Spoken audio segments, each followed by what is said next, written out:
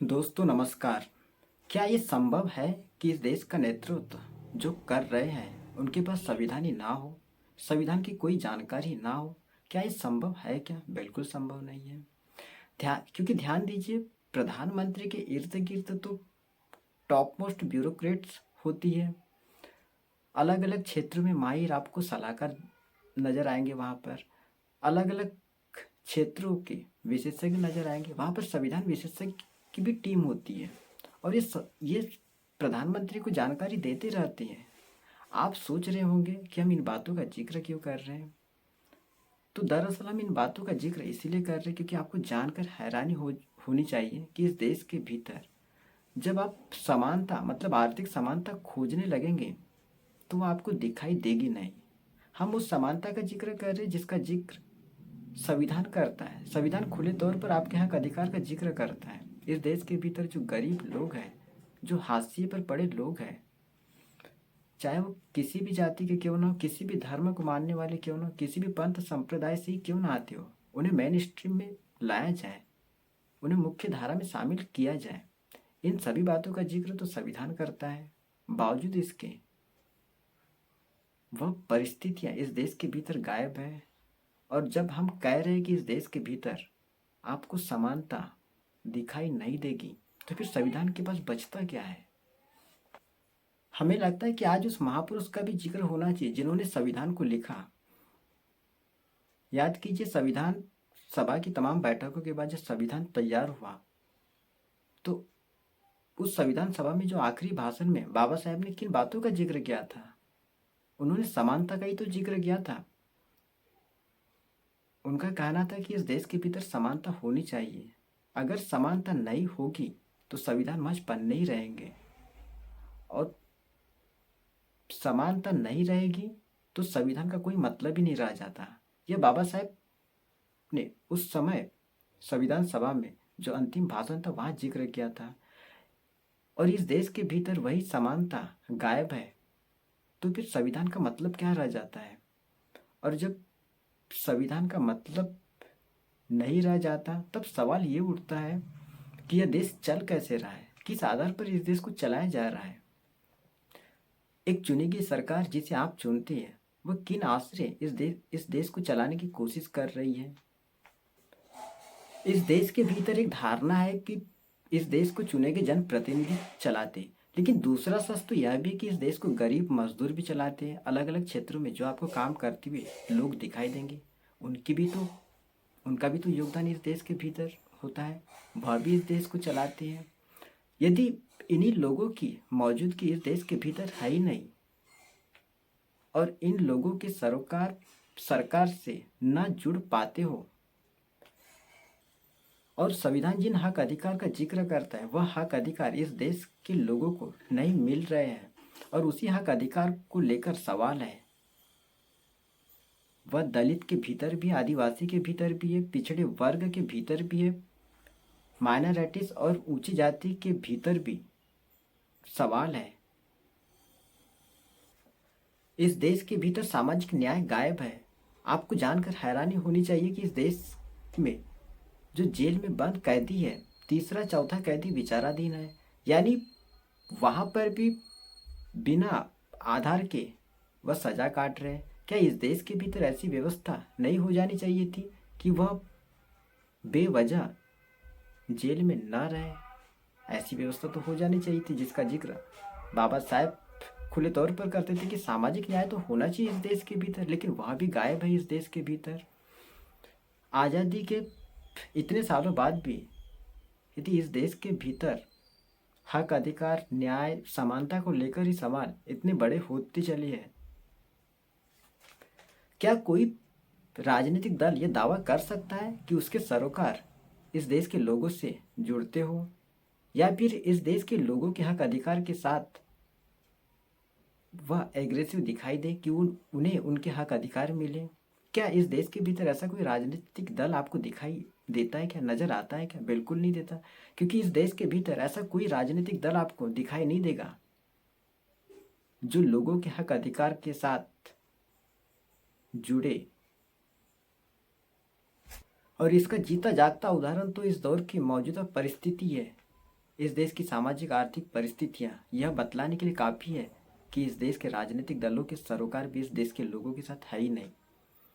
सरकार के सरोकार भी इस देश के लोगों से मैच नहीं करते।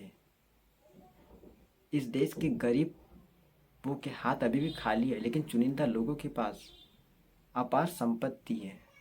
यानी असमानता की ये मोटी लकीर इस देश को किस तरफ ले जा रही है, इसका अंदाजा आपको लगाना होगा। इस देश की राजनीति को भी आपको समझना होगा, किस तरह से हिंदू मुस्लिम की राजनीति इस देश के भीतर होती है। संविधान तो इन सब बातों का जिक्र नहीं करता, बावजूद इसके चुनी की सरकार हिंदू मुस्लिम की राजनीति करती है। तब उन्हीं से सवाल पूछना चाहिए। यदि इस देश के भीतर हिंदू मुस्लिम की राजनीति भी करते हैं तो उनको लेकर भी सवाल इस देश के भीतर क्यों है। हिंदू के भीतर भी यदि गरीबी है तो उस गरीबी को क्यों दूर नहीं किया गया अब तक के। मुस्लिमों को लेकर भी कई सवाल है, उनके भीतर भी गरीबी है, अब तक उनकी भी गरीबी दूर हो जाना था।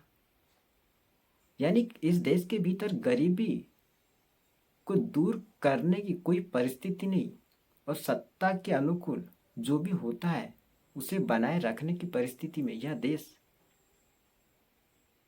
चलता आ रहा है। और इस देश में जो माई बाप कल्चर का जिक्र होता है,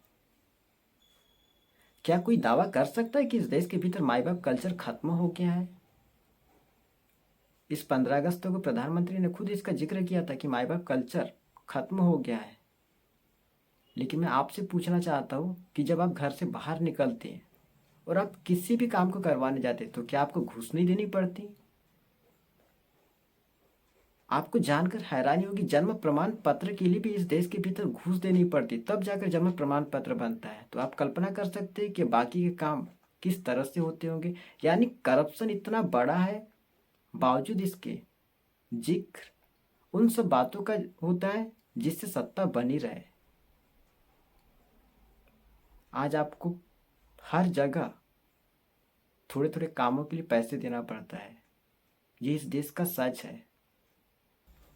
इस देश में लोग आज भी गरीबी मुफलिसी में जी रहे हैं, न्यूनतम से न्यूनतम जरूरतें न पूरी करने की परिस्थिति में आकर टिके हुए हैं। बावजूद इसके सरकार उनको देखना भी नहीं चाहती, उन तक पहुंचती भी नहीं। इस देश के भीतर जनगणना क्यों नहीं हुई। 2011 की डाटा के अनुसार सरकार क्यों चल रही है। 2021 में तो जनगणना हो जाना चाहिए था, क्यों नहीं हो पाई है। क्या सरकार को इस देश का बेस जानने के लिए उत्साही नहीं होनी चाहिए कि इस देश के भीतर लोग किन परिस्थितियों में रह रहे हैं, इसकी जानकारी तो सरकार को होनी चाहिए। बावजूद इसके सरकार का ध्यान इस पर है ही नहीं। लोग किन परिस्थितियों में रहे, क्या उनको उनके हाल पर छोड़ा जाए क्या सरकार का काम होता है क्या। बिल्कुल नहीं होता। बावजूद चल रहा है, चलने दिया जा रहा है, और इस देश के भीतर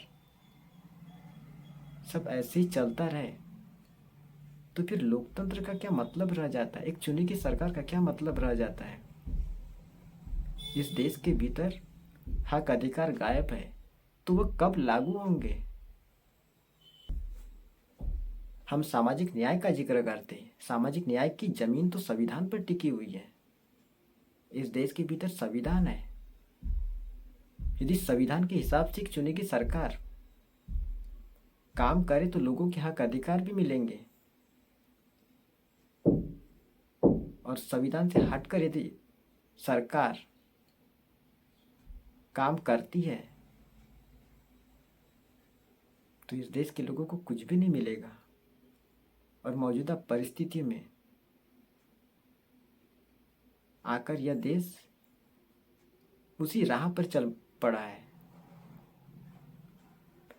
आप सोच रहे होंगे जब हम इन सब भी बातों का जिक्र करें तो फिर इस देश का सॉल्यूशन क्या हो सकता है।